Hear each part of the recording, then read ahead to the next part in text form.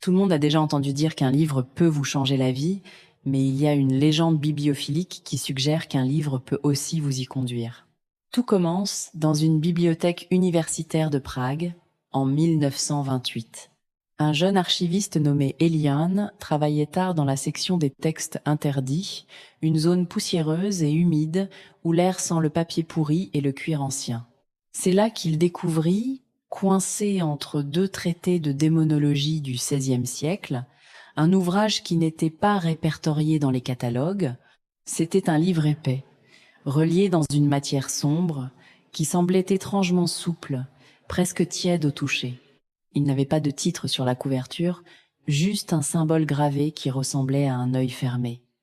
Curieux, Elian l'ouvrit. Les pages n'étaient pas en papier, mais en une fine peau d'aspect humain, et le texte n'était pas de l'encre, mais une écriture brillante, comme s'il avait été tracé avec du sang encore frais. Les premières pages étaient banales, des formules de botanique, mais en tournant les pages, le texte commençait à devenir dérangeant. Il décrivait des pensées sombres, des envies meurtrières qui semblaient surgir du propre esprit d'Elian. Il ferma le livre rapidement, troublé, et le glissa dans son sac pour l'étudier plus tranquillement chez lui. Le premier soir, Elian commença à lire à la lueur d'une bougie. À mesure qu'il avançait, il réalisa que l'histoire changeait. Les mots se réorganisaient sous ses yeux. Le livre ne racontait pas une fable, il racontait sa journée. Il décrivait son entrée dans la bibliothèque, son déjeuner et même ses pensées les plus intimes. Effrayé, Elian essaya de fermer le livre, mais la reliure semblait coller à ses doigts. Une voix, faible comme un murmure provenant des pages, commença à lire à voix haute. La voix lui dit que quiconque lisait le livre jusqu'à la fin voyait sa propre mort écrite noir sur blanc. Elian, tétanisé, ne put s'arrêter. Ses yeux étaient scotchés aux lignes. Le livre décrivait son cœur qui ralentissait, ses poumons qui se remplissaient d'une eau noire et glace. Il sentit immédiatement une douleur dans sa poitrine, une oppression atroce. Il jeta le livre contre le mur, mais il ne fit pas de bruit. Il atterrit doucement sur le tapis, ouvert à la page finale. Elian rampa vers la sortie, mais ses jambes ne lui obéissaient plus. Sa vision se brouillait, et dans ce brouillard, il vit une ombre se détacher des pages du livre.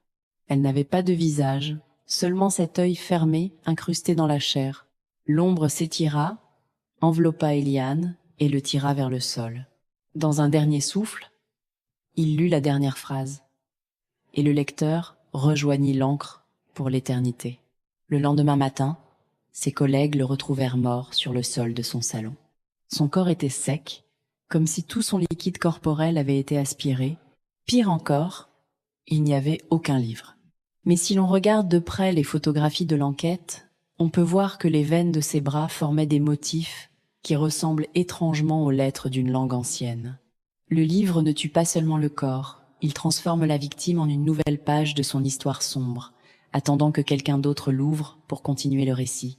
Ainsi, le livre n'est jamais resté au même endroit. Il réapparaît toujours dans une vieille librairie ou un grenier poussiéreux attendant la prochaine curiosité. Souvenez-vous, la prochaine fois que vous prendrez un vieux livre sans titre, vérifiez bien la texture de la couverture. Si elle est tiède et souple, ne l'ouvrez pas, car vous ne seriez pas le lecteur, mais la suite de l'histoire.